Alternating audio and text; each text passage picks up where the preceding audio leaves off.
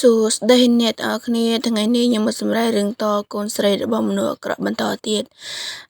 តពីភាគមុនណាអ្នកទាំងអស់គ្នាអញ្ចឹងកុំរអងយូរពេកយើងចូលសាច់រឿងជាតែម្ដងទៅអ្នកដែលមានពន្លឺព័ត៌មាននឹងត្រូវចូលមហាវិទ្យាល័យនៃពន្លឺអ្នកដែលមានពន្លឺពណ៌ស្វាយនឹងត្រូវចូលនៃមហាវិទ្យាល័យភាពងងឹតចុំហើយចុះខ្ញុំវិញតើខ្ញុំមានមហាវិទ្យាល័យទី3សម្រាប់អ្នកដែលមិនអាចធ្វើវេទមន្តបានទេបានហើយឥឡូវនេះសិស្សដំបូងរបស់យើងគឺឡយអ៊ីនរ៉ាហើយអធិស្ឋានខ្ញុំផងបើសិនខ្ញុំអានអក្សរនៅខាងលើនឹងខុសអាចក្មួយប្រាប់ខ្ញុំបានណាអញ្ចឹងយើងចុះសេរីយើងវិញទៅតួឯកប្រុសវាពិតជាគាត់មែនគាត់នៅទីនេះត្រូវហើយតួឯកប្រុសគឺនៅឆ្នាំទីជាមួយខ្ញុំដែលជាតួចិត្តអាក្រក់គាត់នៅតែជាក្មេងដូចខ្ញុំដែរ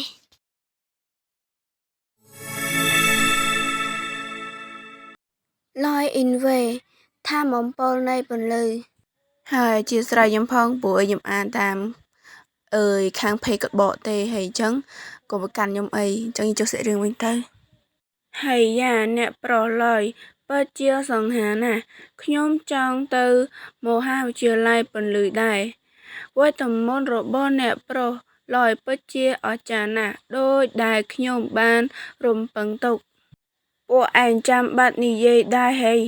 គ្មាននរណាម្នាក់មានពន្លឺខ្លាំងជាងខ្ញុំទេអ៊ីតមានការជ្រេងតួអង្គនេះជាខ្លាំងដោយសារតែលើកខ្លួនពេកជ្រេងបើស្អប់តួអង្គនឹងដែរអាចខមមិនខាងក្រោមឥឡូវយើងចូលសាច់រឿងយើងវិញទៅ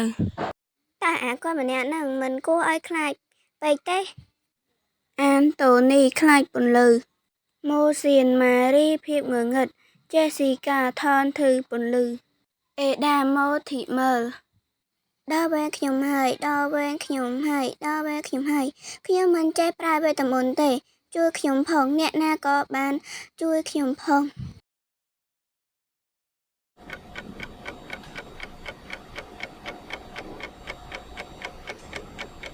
តើនេះមិនមែនជាក្មេងស្រីសម្បូរលុយថ្ងៃមុនទេ